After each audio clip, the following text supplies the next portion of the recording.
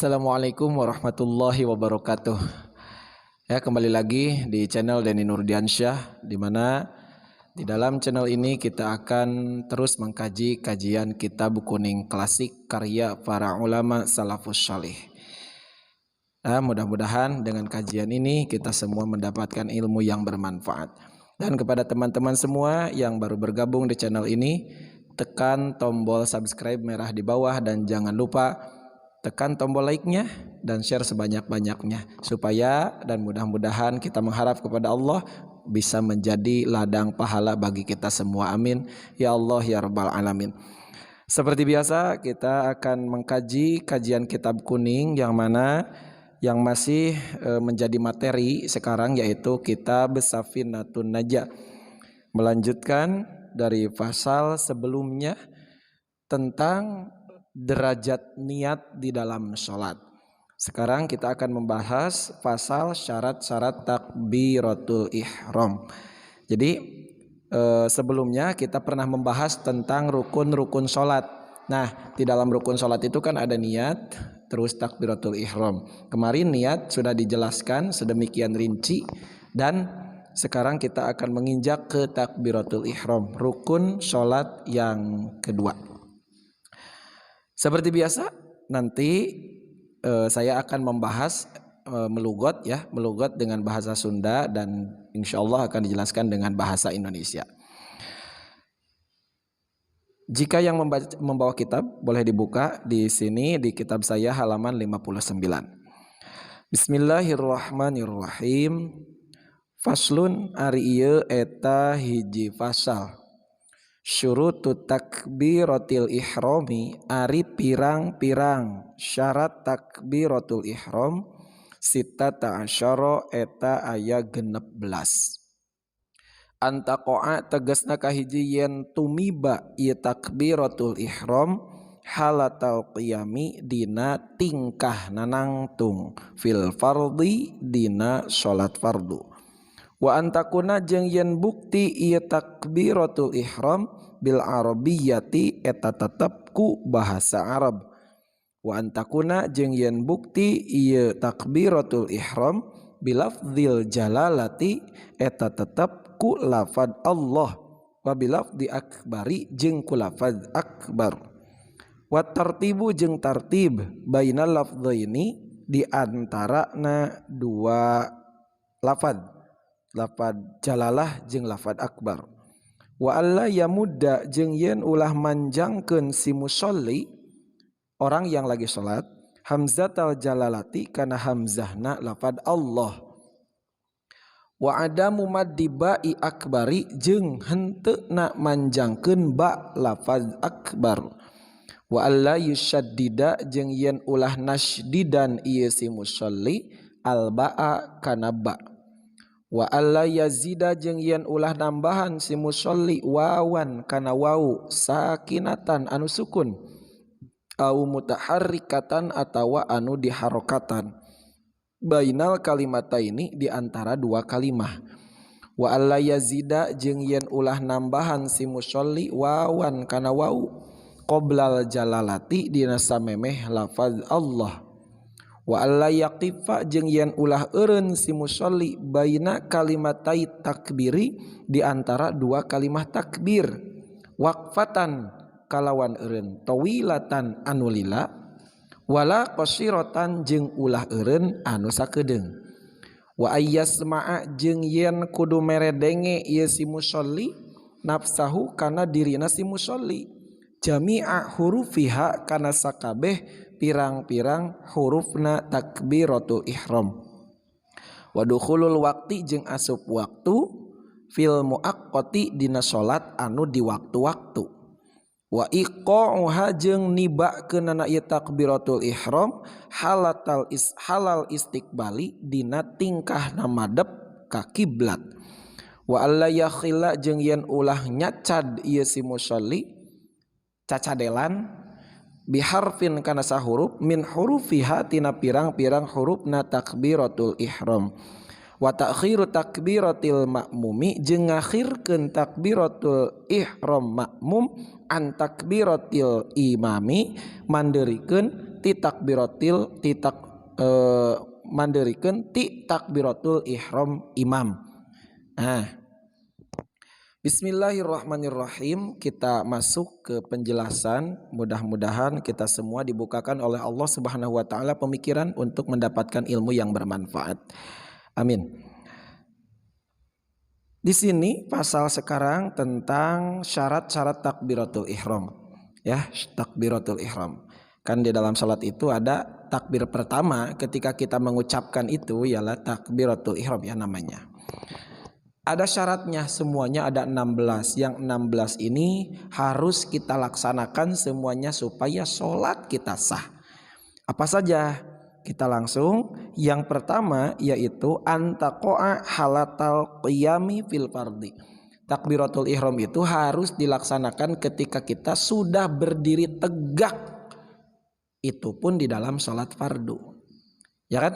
Di dalam sholat fardu ada satu rukun ya, ada satu rukun yaitu harus berdiri jika mampu. Berarti ketika kita mampu sholat fardu sambil berdiri, maka takbiratul ihram harus dilaksanakan ketika kita sudah berdiri secara sempurna. Ya, jangan sampai contoh ya, kita setelah sholat sunat qobliyah, baru juga mau berdiri sudah Allahu Akbar. Belum berdiri tegak, ketika berdiri tegak Allahu Akbarnya sudah beres. Itu tidak sah takbiratul ihramnya. Jika takbiratul ihramnya tidak sah, berarti salah satu rukun sholat tidak sah, otomatis sholatnya pun tidak sah. Jadi harus dilaksanakan takbiratul ihram itu setelah kita sebagai seorang yang mau sholat sudah berdiri tegak. Satu. Yang kedua yaitu wa antakuna bil arabiyah, harus memakai bahasa Arab. Jadi tidak boleh mentang-mentang kita orang Sunda ya, kita takbiratul ihram dengan terjemahan Allahu Akbar, Allah anu maha agung, itu tidak bisa. Tidak sah takbiratul ihramnya. Atau memakai bahasa Indonesia atau memakai bahasa Inggris ya, ataupun dengan memakai bahasa-bahasa yang lain, itu tidak diperbolehkan. Kenapa? Karena syarat yang kedua yaitu takbiratul ihram harus memakai bahasa Arab. Itu yang kedua. Yang ketiga wa antakuna bilafdzil jalalati, harus memakai lafaz Allah. Ya kan, seperti yang kita ketahui bahwa Asmaul Husna itu kan ada 99 ya.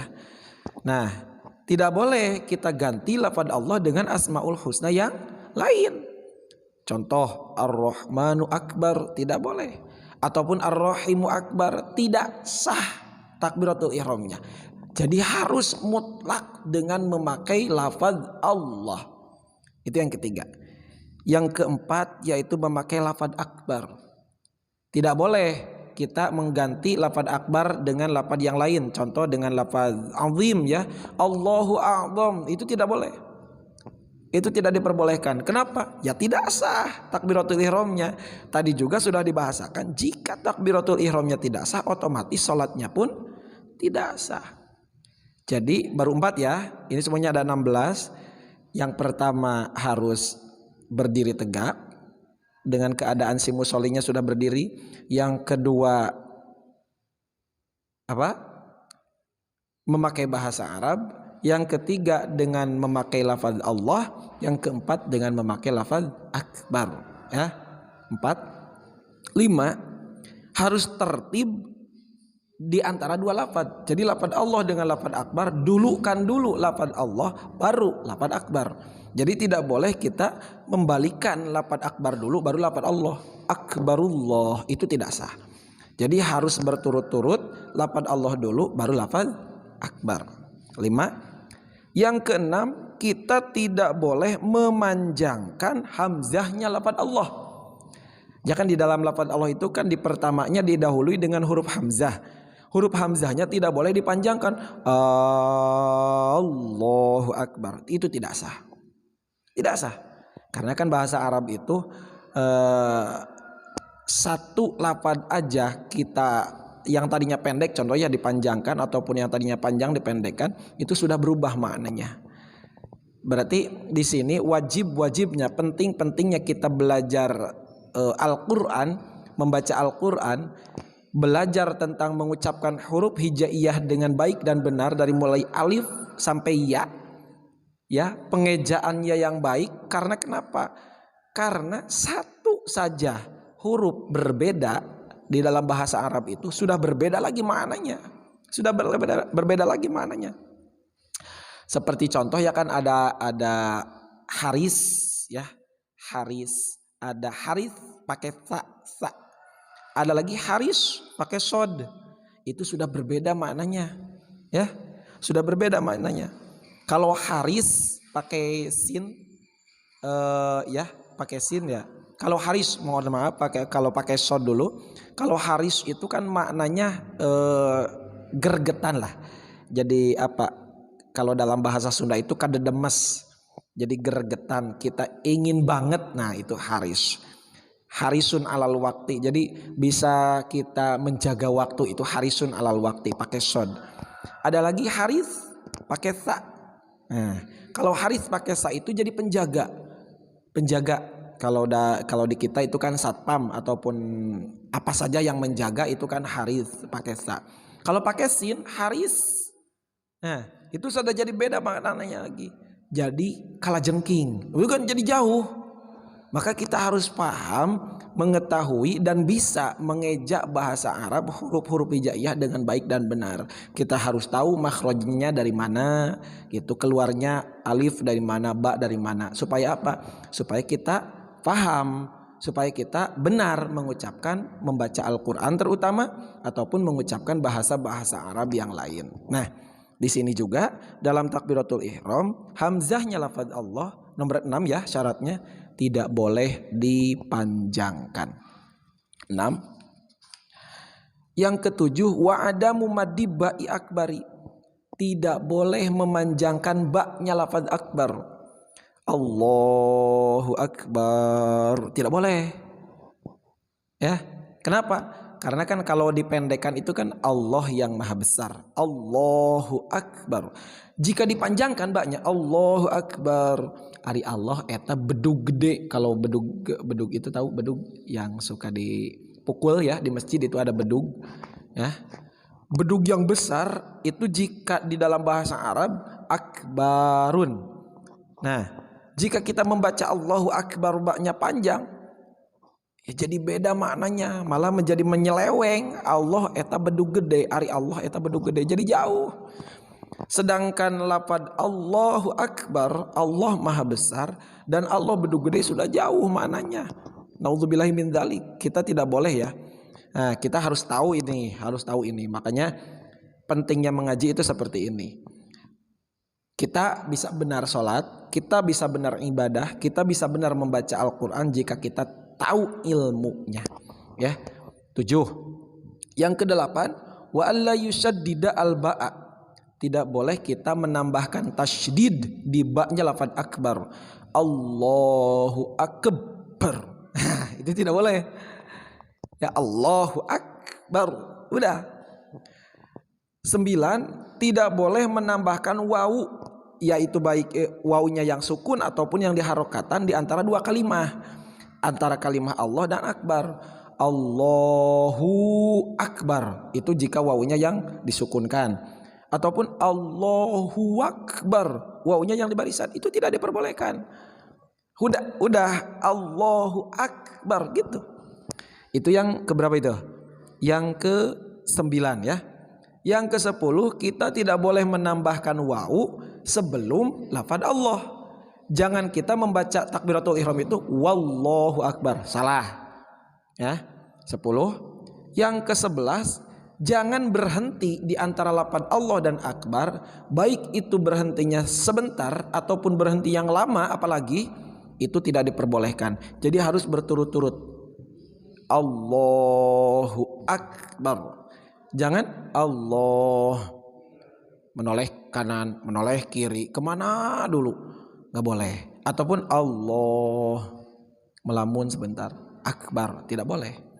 Jadi tidak boleh berhenti di antara dua kalimat Allah dan akbar, baik itu berhentinya yang sebentar ataupun berhentinya yang lama, apalagi itu tidak diperbolehkan ya. Tidak diperbolehkan. Harus berturut-turut, harus langsung dari lafaz Allah ke lafaz akbar. No, di sini juga ada bahasa waqfatan tawilatan au qasirat wala qasiratan. Tidak boleh berhenti yang lama ataupun yang sebentar. Itu yang ke berapa itu? Yang ke-11 ya. Yang ke-12-nya yaitu kita harus bisa memberikan dengar ya. Jadi kita yang membaca Allahu Akbar itu harus mendengar semua lafaz Allahu Akbar dari awal sampai beres.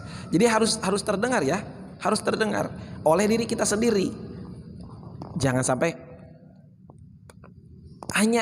hanya mulutnya saja tidak terdengar oleh kita. Jadi minimal seperti ini. Allahu Akbar. Nah, itu sudah cukup. Yang penting kita sebagai musolli, orang yang akan melaksanakan sholat, mendengar pada ucapan takbiratul ihram keseluruhan hurufnya dari mulai awal Allah sampai akhir akbar. Itu yang ke-12 ya. Yang ke-13-nya yaitu harus sudah masuk waktu sholat. Itu pun jika sholatnya yang di waktu-waktu seperti sholat yang wajib. Karena sholat wajib kan mempunyai waktu tersendiri. Jika contoh sudah di masjid sudah Allahu Akbar, Allahu Akbar. Nah, sudah masukkan waktu sholat, kita diperbolehkan langsung melaksanakan takbiratul ihram. Dalam artian kita boleh langsung melaksanakan sholat, diperbolehkan asal sudah masuk waktu sholat. Berarti kan cirinya orang udah adzan di masjid berarti kan sudah masuk waktu sholat. Cuma kan tidak enak juga apalagi untuk laki-laki, di masjid baru adzan kita sudah sholat, di masjid beres adzan qomat kita sudah selesai sholat, ya kan berarti kita tidak berjamaah di masjid, ya kan. Nah, tidak boleh kita melaksanakan sholat ataupun takbiratul ihram, sholat duhur baru jam 11 kita sudah mulai melaksanakan sholat duhur, itu tidak diperbolehkan. Karena apa? Ya, salah sahiji syarat takbiratul ihram itu ketika kita sudah memasuki waktu sholat, di mana-mana sholat tersebut yang di waktu-waktu yang mempunyai waktu tersendiri ya. Itu yang ke-13. Yang ke-14-nya kita harus sudah menghadap kiblat. Tadi kan berdiri. Nah, berdiri tegaknya kita harus menghadap kiblat. Ini kalau di sini saya ini membelakangi kiblat ya. Membelakangi kiblat. Nah, kita harus menghadap kiblat secara sempurna. Jadi menghadap kiblat terus berdiri secara sempurna itu syarat takbiratul ihram. Yang ke-14, dua lagi ya.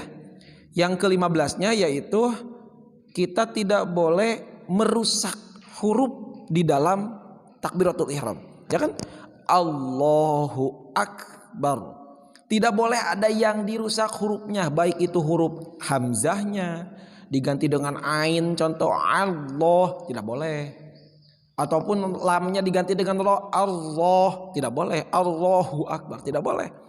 Itu sudah merusak lafadznya, merusak artinya, sudah naudzubillahi min dzalik, bila mana terjadi ataupun kita ya melaksanakan pemurtadan, naudzubillahi min dzalik. Makanya harus benar, ataupun haknya diganti dengan ha. Tapi bagaimana kalau tidak tahu ya, kita belum fasih membaca Allahu Akbarnya. Ya semampunya aja, kita mampunya sampai mana, tapi jangan berhenti kita untuk belajar, untuk membenarkan takbiratul ihram kita. Nah itu yang ke-15. Yang terakhir, jika sholatnya berjamaah maka takbiratul ihram makmum tidak boleh mendahului takbiratul ihram imam. Jadi imam dulu baru makmum. Imam Allahu Akbar baru makmum. Allah bareng ya sama makmum-makmum yang lain. Itu. Jadi seperti itu. Allah. Nah, ini ada sunat ya. Jadi untuk mengangkatkan tangan itu disunatkan untuk ujung jempol ini di ujung telinga ya, jadi gini. Allahu Akbar. Ini untuk laki-laki. Kalau untuk perempuan ya sedikit aja. Tidak boleh sampai ini terbuka ketiaknya ya. Nah, jadi itu sunat ya untuk laki-laki ataupun perempuan. Sekali lagi, untuk syarat-syarat takbiratul ihram itu semuanya ada 16. Yang pertama harus sambil berdiri, yang kedua memakai bahasa Arab, yang ketiga memakai lafaz Allah, yang keempat memakai lafaz akbar, yang kelima tidak boleh kita yang kelima harus berturut-turut tertib dari lafaz Allah dulu baru akbar. Yang keenam kita tidak boleh memanjangkan hamzahnya lafaz Allah. Yang ketujuh kita tidak boleh memanjangkan ba-nya lafaz akbar. Yang kedelapan tidak boleh menambahkan tasydid di ba-nya lafaz akbar. Yang kesembilan tidak boleh menambahkan waw di antara Allah dan lafaz akbar, baik itu wawunya yang sukun ataupun wawunya yang diberi harkat. Yang ke-10 kita tidak boleh menambahkan waw sebelum lafaz Allah. Yang ke-11 tidak boleh berhenti antara lafaz Allah dan lafaz akbar, baik itu berhenti yang sebentar ataupun yang lama. Yang ke-12 si musolli, orang yang akan melaksanakan sholatnya harus mendengarkan seluruh huruf Allahu Akbar oleh dirinya sendiri. Jadi dia harus mendengar apa yang dia ucapkan. Yang ke-13-nya harus sudah masuk waktu sholat, itu pun jika sholatnya yang di waktu ya ataupun yang mempunyai waktu. Yang ke-14-nya harus menghadap kiblat. Yang ke-15 tidak boleh merusak satupun huruf takbiratul ihram. Yang terakhir jika sholatnya sholat berjamaah, takbir imam dulu baru takbir makmum. Sekian pembahasan materi pasal tentang syarat-syarat takbiratul ihram.